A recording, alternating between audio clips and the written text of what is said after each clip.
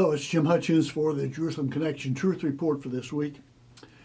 One of the questions that continues to loom large in the thinking of many Americans is, what's the Trump administration's relationship to Israel going to be?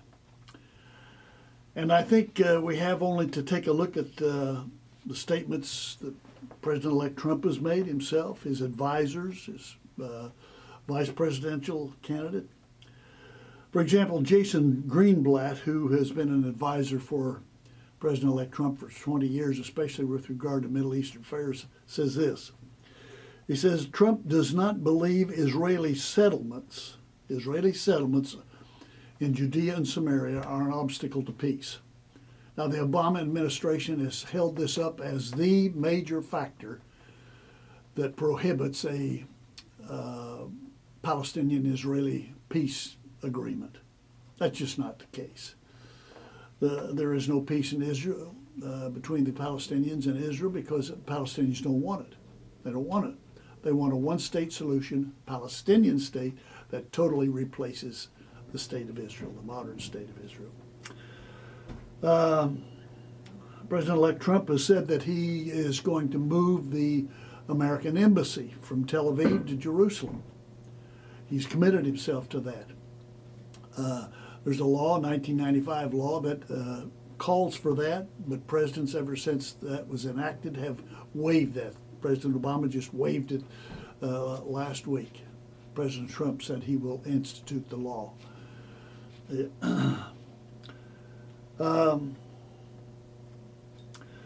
President-elect Trump has said that the Iran deal is a disastrous deal, not only because of what it does for the United States and the world, but especially for Israel, as Iran has gone on record time and time again saying that Israel will be wiped off the map. Iran will be dealt with in the Trump administration. We can be sure of that.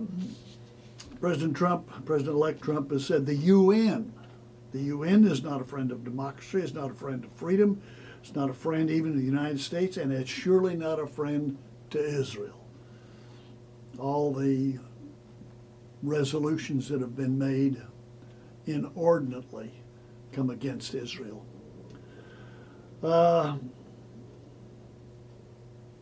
Trump has said that the issue of the Palestinian state will never come about unless the Palestinians recognize that it's a Jewish state and that it's here to stay.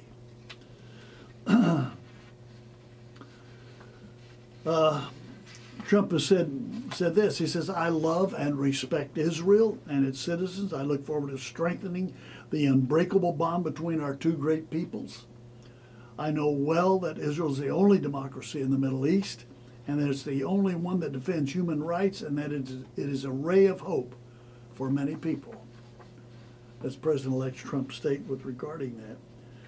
His advisors have stated that the administration will require the Justice Department to look into the BDS movement on secular campus, boycott, divestment, and sanctions movement that is basically anti-Semitic to the core. Justice Department will be required to look into that. And then, of course, I think it's very significant that we take a look at his vice presidential candidate, Mike Pence. Mike Pence said this.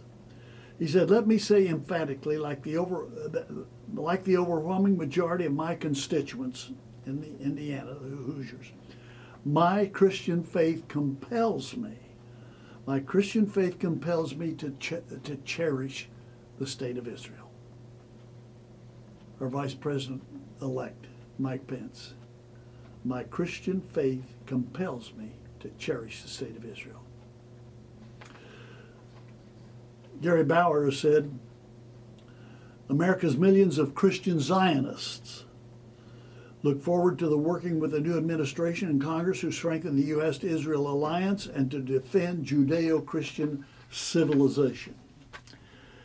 You know, as I read that, I'm reminded of the statement made in Genesis chapter 12 and verse 3, where God makes a covenant with Abraham and his descendants, And he says, I'll make you a great nation. I will bless those who bless you, and I will curse those who curse you. It appears to me that the Trump administration desires to bless Israel. And if that indeed is the case, that administration will be blessed. And we, the nation governed by the Trump administration, will likewise be blessed. That promise is as valid today as the day it was given. God says to Abraham and his descendants, I will bless those who bless you. I will curse those who curse you. And that's the truth.